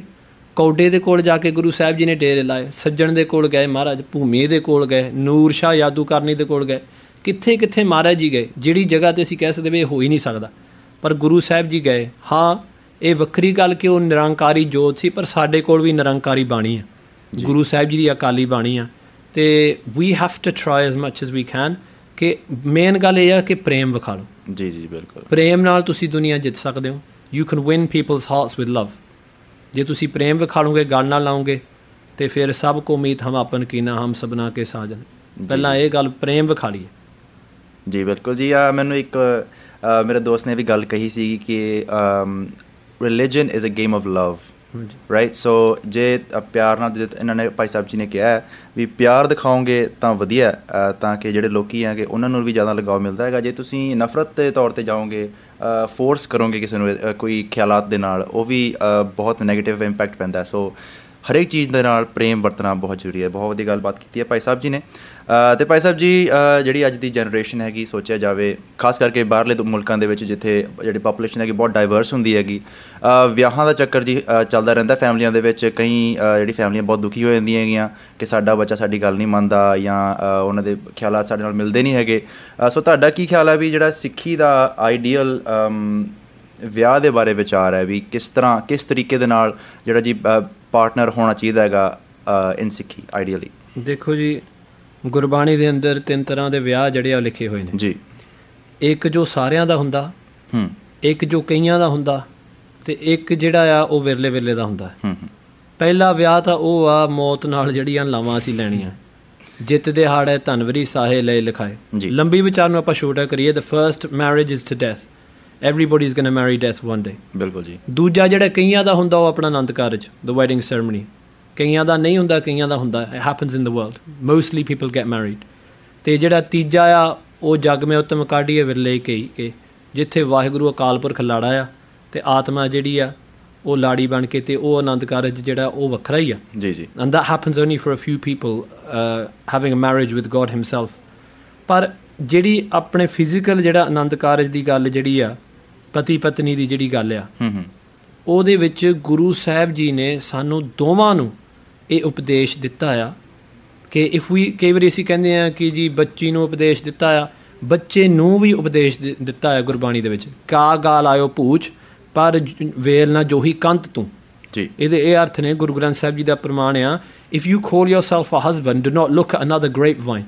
ਜੇ ਤੂੰ ਆਪਣੇ ਆਪ ਨੂੰ, ਇਹ ਭਾਵੇਂ ਬਾਕੀ ਸਾਰਾ ਸੰਸਾਰ ਖਿੜਿਆ ਆ, ਲੇਕਿਨ ਜਿਹੜੀ ਤੇਰੇ ਲੜ ਲਾਈ ਗਈ ਆ, ਜੀ ਜੀ ਜੀ, ਤੇਰੇ ਵਾਸਤੇ ਉਹੀਓ ਸਭ ਕੁਛ ਆ। ਬਿਲਕੁਲ। ਦੂਸਰੇ ਬੰਨੇ ਜਿਹੜਾ ਆ ਫਿਰ ਉਹ ਬੀਬੀ ਵਾਸਤੇ ਵੀ ਜਿਹੜੀ ਪਤੀ ਵਰਤਾ।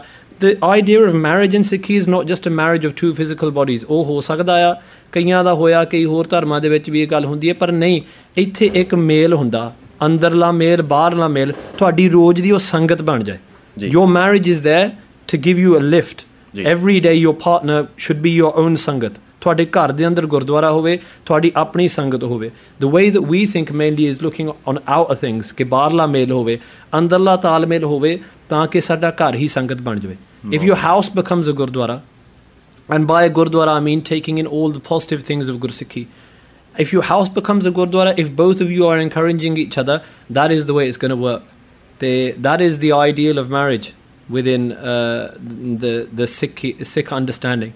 It's not just a meeting of bodies, it's not just a meeting of two different families, it's a meeting of two souls. ਕਿ ਉਹਨਾਂ ਨੇ ਕੀ ਕਰਨਾ, that same Bibi and that same Singh who are getting married, ਜਿਹੜੇ ਭਾਈ ਦਾ ਅਤੇ ਜਿਹੜੀ ਬੀਬੀ ਦਾ ਆਨੰਦ ਕਾਰਜ ਹੋ ਰਿਹਾ, one day they're going to be given the title of mother or father.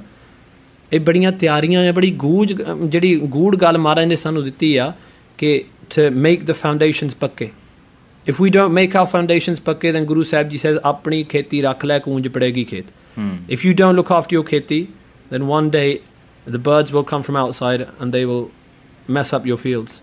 ਇਹ ਬੜੇ ਦੂਰ ਦੇਸ਼ ਦੇ ਨਾਲ ਸਾਨੂੰ ਦੇਖਣਾ ਚਾਹੀਦਾ। We need to look a lot into the future. When we're kids, sometimes we only look to what's happening today.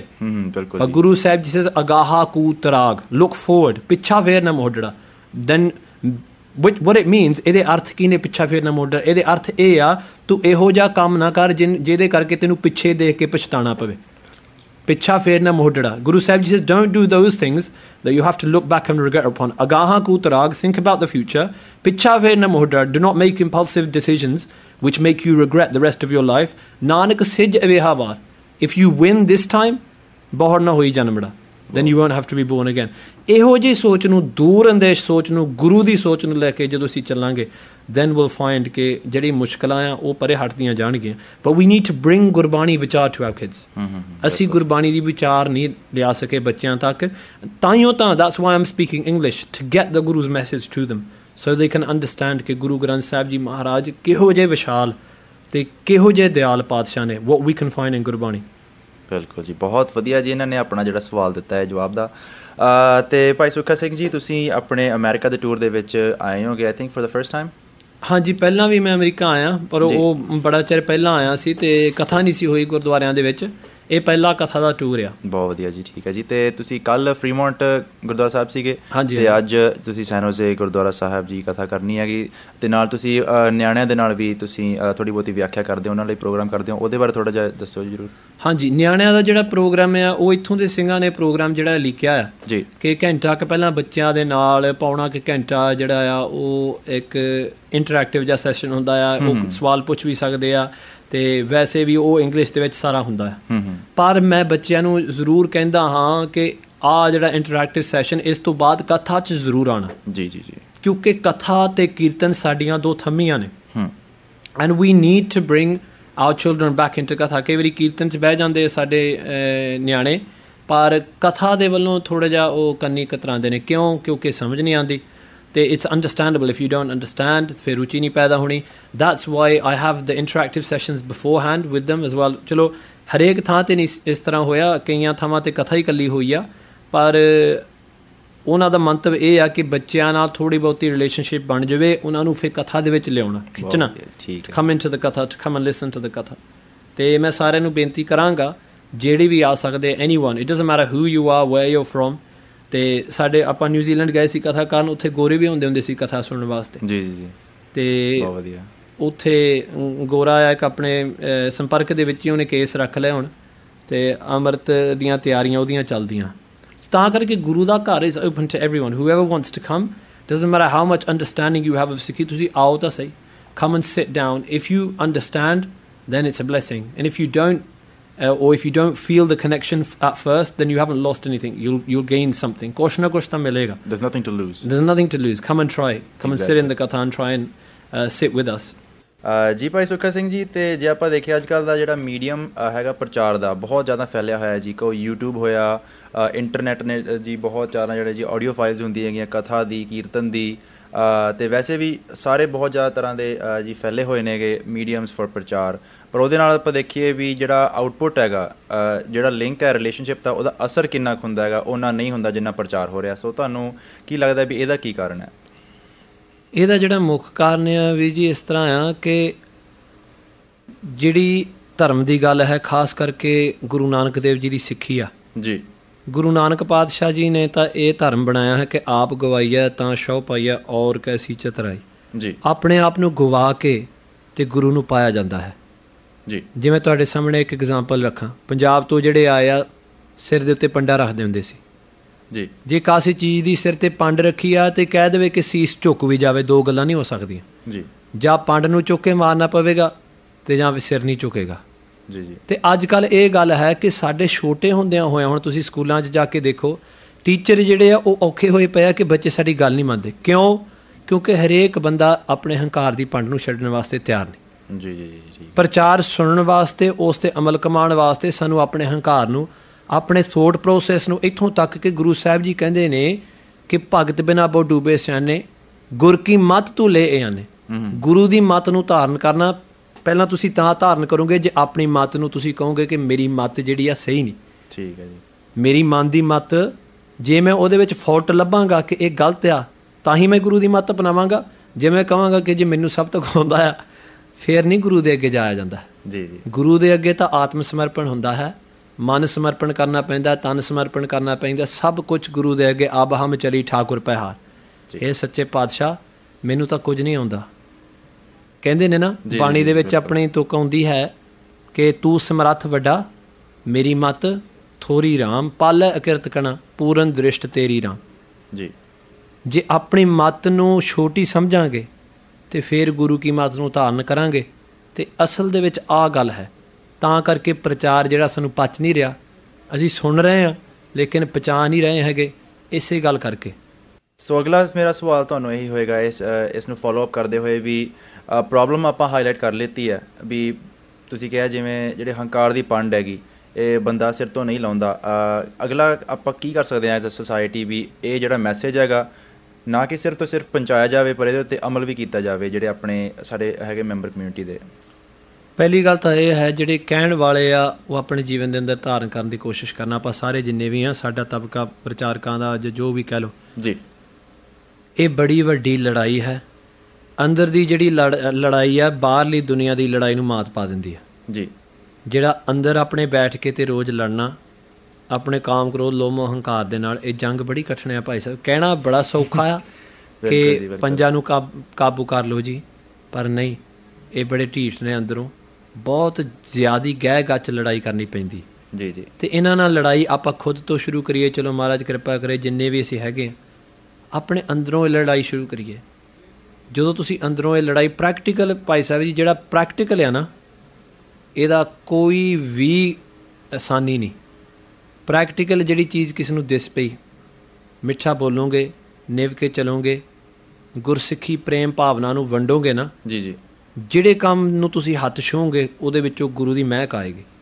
ਜਦੋਂ ਗੁਰੂ ਕੀ ਮਹਿਕ ਤੁਹਾਡੇ ਹਰੇਕ ਕੰਮ 'ਚੋਂ ਆਊਗੀ, ਤੁਹਾਡੇ ਬੋਲਾਂ 'ਚੋਂ ਆਊਗੀ, ਤੁਹਾਡੇ ਚਿਹਰੇ 'ਚੋਂ ਆਊਗੀ ਜੀ ਜੀ, ਅਤੇ ਸੱਚਮੁੱਚ ਉਹ ਜਿਹੜਾ ਪ੍ਰਭਾਵ ਆ ਲੱਖਾਂ ਵਾਰੀ ਤੁਸੀਂ ਬੋਲੋ ਨਾ ਅਤੇ ਉਹਦੇ ਨਾਲੋਂ ਤੁਹਾਡਾ ਜੀਵਨ ਉੱਚਾ ਸੁੱਚਾ ਹੋਵੇ ਅਤੇ ਉਹ ਲੱਖਾਂ ਬੋਲਾਂ ਦੇ ਨਾਲੋਂ as they say in English, one picture is made of 1,000 words। ਜੀ ਜੀ ਜੀ, ਬਿਲਕੁਲ ਕਹਿੰਦੇ ਆ ਨਾ। ਜੀ ਜੀ।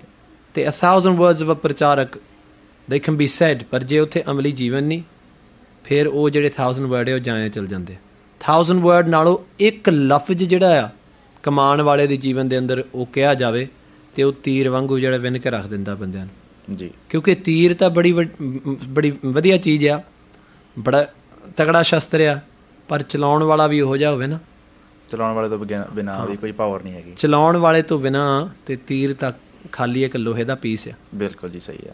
ਅਤੇ ਆਪਣੇ ਜੀਵਨ ਦੇ ਅੰਦਰ, ਨਿੱਜੀ ਜੀਵਨ ਦੇ ਅੰਦਰ, ਡੇ ਟੂ ਡੇ ਲਾਈਫ ਦੇ ਅੰਦਰ ਜਦੋਂ ਗੁਰਸਿੱਖੀ ਦੀ ਮਹਿਕ ਖਿਲਰੂਗੀ ਨਾ, ਲੋਕੀ ਜਿਹੜੇ ਆ ਤਾਂ ਆਪੇ ਫਿਰ ਪ੍ਰਭਾਵਿਤ ਹੋਣਗੇ ਉਸ ਗੁਰੂ ਕੇ ਸਿੱਖ ਤੋਂ। ਜੀ ਜੀ ਜੀ।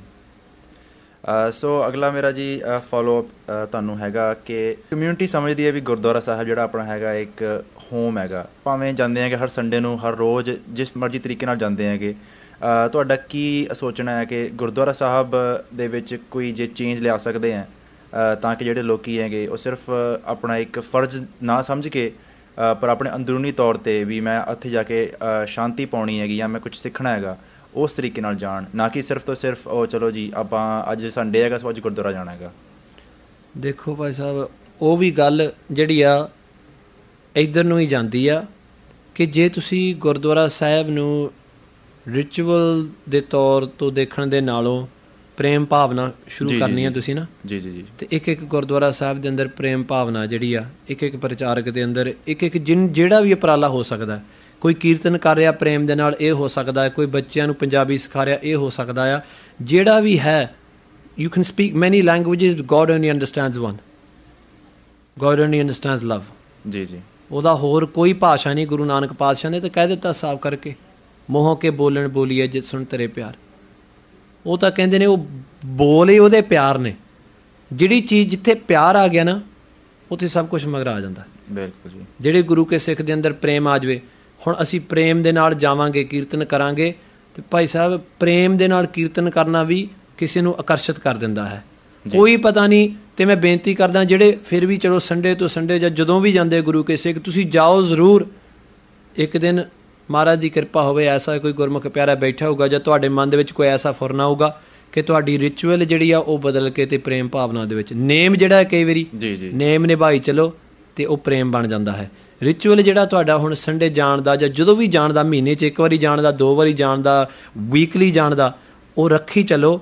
ਗੁਰੂ ਮਹਾਰਾਜ ਦਾ ਕੋਈ ਪਤਾ ਨਹੀਂ ਕਿਹੜੇ ਵੇਲੇ ਕਿਰਪਾ ਹੋ ਜਾਵੇ ਅਤੇ ਤੇਰੇ ਨੇਮ ਦੇ ਵਿੱਚ ਪ੍ਰੇਮ ਜਿਹੜਾ ਅੰਦਰ ਫੁੱਟ ਕੇ ਬਹਿ ਤੁਰੇ। ਸੋ ਮੈਂ ਉਹਨਾਂ ਨੂੰ ਬੇਨਤੀ ਕਰਾਂਗਾ ਕਿ ਇਹ ਨਹੀਂ ਸਮਝਣਾ ਵੀ ਕਹਿ ਰਿਹਾ ਜੀ ਸੰਡੇ ਜਾਂ ਕਿੱਦਾਂ ਵੀ। ਨਹੀਂ, ਸੰਡੇ ਜਾਓ, Monday Tuesday Wednesday Thursday Friday ਜਦੋਂ ਵੀ ਜਾਓ ਤੁਸੀਂ ਨੇਮ ਨਿਭਾਓ, ਮਹਾਰਾਜ ਕਿਰਪਾ ਕਰੇ ਕੋਈ ਨਾ ਕੋਈ ਤੁਹਾਨੂੰ ਐਸੀ ਜੀ ਚਿਣਕ ਲੱਗੇ। ਕਿਉਂਕਿ ਧਰਮ ਜਿਹੜਾ ਨਾ ਵੀਰ, ਉਹ ਕਿਸੇ ਦਾ ਕਹਿਆ ਕਹਾਇਆ ਨਹੀਂ ਹੁੰਦਾ। ਧਰਮ ਇੱਕ ਫੀਲਿੰਗ ਆ ਜੀ। ਇੱਕ ਸਾਧ ਬੈਠਾ ਸੀ, ਰੋਜ਼ ਉਹਦੇ ਸਾਹਮਣੇ ਇੱਕ ਮਨਮੁਖ ਬੰਦਾ ਜਾਂਦਾ ਸੀ, ਕਹਿੰਦਾ ਬਾਬਾ ਐਵੇਂ ਗੱਲਾਂ ਬਾਤਾਂ ਮਾਰਦਾ, ਰੱਬ ਦੀਆਂ ਰੱਬ ਰੁੱਬ ਹੈ ਨਹੀਂ, ਕਿਸੇ ਨੇ ਦੇਖਿਆ ਰੱਬ? ਰੋਜ਼ ਉਹਨੇ ਜਾਣਾ, ਰੋਜ਼ ਇਹੀ ਗੱਲ ਆਖਣੀ। ਇੱਕ ਦਿਨ ਉਹ ਆਇਆ, ਬਾਬੇ ਨੂੰ ਕਹਿੰਦਾ ਜਾ ਬਾਬਾ ਕਿਹੜਾ ਰੱਬ ਆ, ਕੋਈ ਨਹੀਂ ਸਾਨੂੰ ਦਿਸਿਆ, ਦੱਸ ਸਾਨੂੰ ਕਿੱਥੇ ਰੱਬ ਆ। ਬਾਬੇ ਨੇ ਚੁੱਕੀ ਲਾਠੀ, ਉਹਦੀਆਂ ਲੱਤਾਂ ਦੇ ਉੱਤੇ ਛੱਡ ਕੇ ਵਗਾ ਕੇ ਮਾਰੀ। ਉਹ ਚੀਕਾਂ ਮਾਰਨ ਲੱਗ ਪਿਆ, ਸਾਧ ਹੋ ਕੇ ਤੂੰ ਮੇਰੀਆਂ ਲੱਤਾਂ 'ਤੇ ਲਾਠੀ ਮਾਰੀ। ਉਹ ਕਹਿੰਦੇ ਪੁੱਤਰ ਤੈਨੂੰ ਦਰਦ ਹੋ ਰਹੀ ਆ? ਕਹਿੰਦਾ ਤੈਨੂੰ ਨਹੀਂ ਦੀਦਾ? ਕਹਿੰਦੇ ਪੁੱਤ ਮੈਨੂੰ ਦਿਖਾ ਦਰਦ ਕੀ ਹੁੰਦੀ ਆ। ਕਹਿੰਦਾ ਮੇਰੇ ਦਰਦ ਹੋ ਰਹੀ ਆ, ਮੈਂ ਤੁਹਾਨੂੰ ਦੱਸ ਰਿਹਾ ਬੋਲ ਕੇ ਮੇਰੇ ਹੋ ਰਹੀ ਆ। ਉਹ ਕਹਿੰਦਾ ਦਿਸਦੀ ਤਾਂ ਹੈ ਨਹੀਂ ਮੈਨੂੰ। ਇਸੇ ਤਰ੍ਹਾਂ ਉਹ ਸਾਧੂ ਕਹਿੰਦਾ ਰੱਬ ਜਿਹੜਾ ਨਾ, ਵਾਹਿਗੁਰੂ ਦੇ ਨਾਲ ਜਿਹੜਾ ਪਿਆਰ ਆ, ਉਹ ਫੀਲਿੰਗ ਆ ਜੀ ਮੇਰੇ ਅੰਦਰਲੀ। ਅਤੇ ਉਹ ਜਿਹੜਾ ਕਈ ਵਾਰੀ ਅੱਖਰਾਂ ਦੇ ਵਿੱਚ ਵੀ ਨਹੀਂ ਆਉਂਦਾ, ਕਈ ਵਾਰੀ ਕਹਿਣ ਦੇ ਵਿੱਚ ਵੀ ਨਹੀਂ ਆਉਂਦਾ। ਮੈਂ ਬੱਚਿਆਂ ਨੂੰ ਇੱਕ ਐਗਜ਼ਾਮਪਲ ਦਿੰਦਾ ਹਾਂ, specially for those who listening in English ਜੀ। ਇੱਕ ਕਾਰਟੂਨ ਲਿਖੀ ਗਈ ਆ, ਅੱਛਾ ਜੀ, ਵਿਨੀ ਦ ਪੂ, ਕੈਨੇਡੀਅਨ ਰਾਈਟਰ ਨੇ ਲਿਖੀ ਆ। ਜਿਹੜੇ ਬੱਚੇ ਇੱਥੋਂ ਦੇ ਜੰਪਲ ਉਹਨਾਂ ਨੂੰ ਪਤਾ ਹੋਊਗਾ। ਅਤੇ ਉਹਦੇ ਵਿੱਚ ਇੱਕ ਪਾਤਰ ਉਹਨਾਂ ਨੇ ਸਿਰਜਿਆ, ਇੱਕ ਤਾਂ ਹੈਗਾ ਰਿਛ ਪੀਲੇ ਰੰਗ ਦਾ, ਵਿਨੀ ਦ ਪੂ, ਜਿਹਦੇ ਨਾਂ 'ਤੇ ਉਹ ਕਿਤਾਬ ਲਿਖੀ ਗਈ ਹੈ। ਅਤੇ ਇੱਕ ਹੈਗਾ ਆ ਛੋਟਾ ਪਿਗਲੇਟ। ਅਤੇ ਪਿਗਲੇਟ ਇੱਕ ਵਾਰੀ ਸਵਾਲ ਪੁੱਛਦਾ ਪੂ ਨੂੰ, ਕਹਿੰਦਾ how do you spell love, how is love spell? ਅਤੇ ਉਹਨੂੰ ਜਿਹੜਾ ਉਹ ਰਿਛ ਆ ਵਿਨੀ ਦ ਪੂ ਪਤਾ ਹੀ ਕਹਿੰਦਾ love is not spell, love is feel. ਇਹ ਜ਼ਬਾਨੀ ਕਲਾਮੀ ਜਿਹੜਾ ਧਰਮ ਹੈ, ਇਹ ਕਈ ਵਾਰੀ ਫੈਲਾਇਆ ਨਹੀਂ ਜਾਂਦਾ, ਇਹ ਅੰਦਰ ਦੀ ਭਾਵਨਾ ਆ। ਅੰਦਰ ਨੂੰ ਜਦੋਂ ਸੱਟ ਲੱਗਣੀ ਹੈ ਅਤੇ ਫਿਰ ਸਭ ਦਰਵਾਜ਼ੇ ਖੁੱਲ੍ਹ ਜਾਂਦੇ ਆ ਉੱਥੇ। ਅਤੇ ਅੰਦਰ ਦੀ ਜਿਹੜੀ ਸੱਟ ਆ ਗੁਰੂ ਦੇ ਹੱਥ ਆ। That's in the hands of the Guru when you ਗੋਨਾ feel the. Example ਮੈਂ ਤਾਂ ਦਿੱਤੀ ਆ ਇੱਕ ਘਰੇਲੂ ਕਿ ਸਾਨੂੰ ਸਮਝ ਆ ਜਾਵੇ, specially the people who come from outside of India. ਇਹੀ ਤਰੀਕੇ ਨਾਲ ਮੈਨੂੰ ਲੱਗਦਾ ਹੈ ਜੇ ਆਪਾਂ ਸਮਝਾਈਏ ਵੱਖ-ਵੱਖ ਜਿਹੜੇ ਹੁੰਦੇ ਹੈਗੇ I guess meanings from Gurbani ਜਿਹੜੇ ਹੁੰਦੀਆਂ, ਇੱਕ ਇੱਕ ਲਾਈਨ ਦਾ ਬਹੁਤ ਡੀਪ ਮੀਨਿੰਗ ਹੈਗਾ। ਅਤੇ ਜੇ ਉਹ ਥੋੜ੍ਹਾ ਬਹੁਤ ਰਿਲੇਟੇਬਲ ਆਈ ਥਿੰਕ ਜੇ ਐਸਪੈਕਟ ਹੋ ਜਾਂਦਾ ਹੈਗਾ, ਭਾਵੇਂ ਕਥਾ 'ਚ ਹੋਵੇ, ਭਾਵੇਂ ਪੇਰੈਂਟਸ ਸਮਝਾ ਰਹੇ ਹੋਣ ਆਪਣੇ ਬੱਚਿਆਂ ਨੂੰ, ਆਈ ਥਿੰਕ ਬੱਚੇ ਬਹੁਤ ਈਜ਼ੀਲੀ ਸਮਝ ਜਾਂਦੇ ਹੈਗੇ। ਉਦਾਹਰਨ ਉਹ ਆ ਵੀਰ ਜੀ ਜਿਹੜੀ ਬੰਦੇ ਨੂੰ ਸਮਝ ਆਵੇ। ਬਿਲਕੁਲ ਜੀ। ਗੁਰੂ ਸਾਹਿਬ ਜੀ ਨੇ ਜ਼ਿਮੀਂਦਾਰੀਆਂ ਦੀਆਂ ਉਦਾਹਰਨਾਂ, ਜਾਨਵਰਾਂ ਦੀਆਂ ਉਦਾਹਰਨਾਂ ਦਿੱਤੀਆਂ। ਬੰਦੇ ਨੂੰ ਪਤਾ ਹੀ ਆ ਕੁੱਤੇ ਦਾ ਸੁਭਾਅ ਕੀ ਆ। ਗੁਰੂ ਸਾਹਿਬ ਜੀ ਨੇ ਫਿਰ ਉਸ ਸੁਭਾਅ ਨੂੰ ਵਰਤ ਕੇ ਭਗਤੀ ਵੱਲ ਆਏ। ਗੁਰੂ ਸਾਹਿਬ ਜੀ ਨੇ ਮੌਸਮਾਂ ਦਾ ਸੁਭਾਅ 12 ਮਾਹ ਰਚ ਕੇ ਨਾ, ਅਤੇ ਮਹਾਰਾਜ ਨੇ ਕਿਹਾ ਤੈਨੂੰ ਮੌਸਮਾਂ ਬਾਰੇ ਪਤਾ, ਪਰ ਤੈਨੂੰ ਅੰਦਰ ਦਾ ਜੋ ਵਰਤ ਰਿਹਾ ਉਹਦੇ ਬਾਰੇ ਨਹੀਂ ਪਤਾ। ਮੌਸਮਾਂ ਦੀਆਂ ਉਦਾਹਰਨਾਂ ਦੇ ਕੇ ਆਸਾੜ ਤਪੰਦਾ ਤਿਸ ਲਗਾਏ ਹਰ ਨਾ ਹੋਣਾ ਜਿੰਨਾ ਪਾਸ। ਹਾੜ ਅਸਲ ਦੇ ਵਾਸਤੇ ਉਹਨਾਂ ਵਾਸਤੇ ਤਪਦਾ ਹੈ ਜਿਹਨੇ ਨਾਮ ਨਹੀਂ ਜਪਦੇ, ਜਿਹੜੇ ਗੁਰੂ ਦੇ ਨਾਲ ਨਹੀਂ ਜੁੜੇ। ਮਹਾਰਾਜ ਨੇ ਬਾਹਰਲੀ ਚੀਜ਼ ਨੂੰ ਅੰਦਰਲੀ ਖੋਲ੍ਹਣ ਵਾਸਤੇ ਦਿੱਤਾ ਹੈ। And that's what we need to do even today as well. use Guru Sahib Ji's examples. We're never going to lose the examples in Gurbani. But to relate them, we can use things which are relatable to the kids of today. Exactly. So using these things which they know, then that will bring them hopefully closer to the Guru.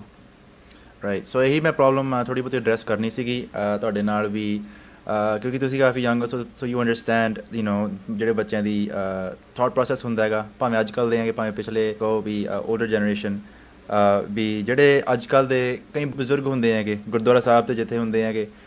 ਮੈਂ ਆਪ ਖੁਦ ਦੇਖਿਆ ਵੀ ਡਿਸਕਰੇਜਮੈਂਟ ਬਹੁਤ ਹੁੰਦੀ ਹੈ ਕਈ ਵਾਰ ਵੀ। ਕਹੋ ਜੇ ਬੱਚੇ ਨੇ ਪੱਗ ਨਹੀਂ ਸਿੱਖੀ ਬੰਨਣੀ, ਹਜੇ ਪਟਕਾ ਹੀ ਬੰਨਦਾ ਹੈਗਾ, ਉਹਨੂੰ ਆਲਮੋਸਟ ਹਿਊਮੀਲੀਏਟ ਕਰ ਦਿੰਦੇ ਆ ਵੀ ਤੂੰ ਹਜੇ ਤੱਕ ਪੱਗ ਨਹੀਂ ਸਿੱਖੀ ਹੈਗੀ। ਸੋ ਬੱਚਾ ਥੋੜ੍ਹਾ ਡਿਸਕਰੇਜ ਹੋ ਜਾਂਦਾ ਹੈਗਾ। ਸੋ ਮੈਂ ਇਹ ਸੋਚ ਰਿਹਾ ਸੀਗਾ ਵੀ ਜੇ ਬੰਦੇ ਨੂੰ ਜੇ ਬੱਚੇ ਨੂੰ ਸਮਝਾਇਆ ਜਾਵੇ ਜਾਂ ਖੁਦ ਐਕਸ਼ਨ ਲੈ ਕੇ ਸਿਖਾਇਆ ਜਾਵੇ, ਨਾ ਕਿ ਉਹਨੂੰ ਨਿੰਦਿਆ ਜਾਵੇ, ਉਹ ਬਹੁਤ ਈਜ਼ੀਲੀ ਜਿਹੜਾ ਬੱਚਾ ਹੈਗਾ ਉਹ ਜੁੜ ਸਕਦਾ ਸਿੱਖੀ ਦੇ ਨਾਲ। ਦੇਖੋ ਇੱਕ ਇਸਲਾਮ ਧਰਮ ਦੇ ਵਿੱਚ ਨਾ ਜੀ ਅਸੀਂ ਕਹਿੰਦੇ ਹਾਂ ਕਿ ਔਰੰਗਜ਼ੇਬ ਨੇ ਤਲਵਾਰ ਚਲਾਈ, ਪਰ ਉਨਾ ਇਸਲਾਮ ਔਰੰਗਜ਼ੇਬ ਨੇ ਨਹੀਂ ਫੈਲਾਇਆ ਜਿੰਨਾ ਸੂਫੀਆਂ ਸਾਧਾ ਸੰਤਾਂ ਨੇ ਫੈਲਾਇਆ, ਪੀਰਾਂ ਫਕੀਰਾਂ ਨੇ ਜੀ। ਪੀਰਾਂ ਨੇ ਜਿਹੜਾ ਇਸਲਾਮ ਫੈਲਾਇਆ ਉਹ ਇਹਦੇ ਨਾਲੋਂ 1000 ਗੁਣਾ ਲੱਖਾਂ ਗੁਣਾ ਜ਼ਿਆਦਾ ਹੈ ਜੀ, ਜਿਹਨੇ ਨਾਲੋਂ ਔਰੰਗਜ਼ੇਬ ਨੇ। ਕਿਉਂਕਿ ਜਬਰੀ ਕਿਸੇ ਨੂੰ ਕੁਛ ਕਰੋ ਅਤੇ ਉਹ ਕਿੰਨੀ ਕੁ ਦੇਰ ਤੱਕ ਨੀਂਹ ਜਿਹੜੀ ਆ ਮਜ਼ਬੂਤ ਰਹੇਗੀ।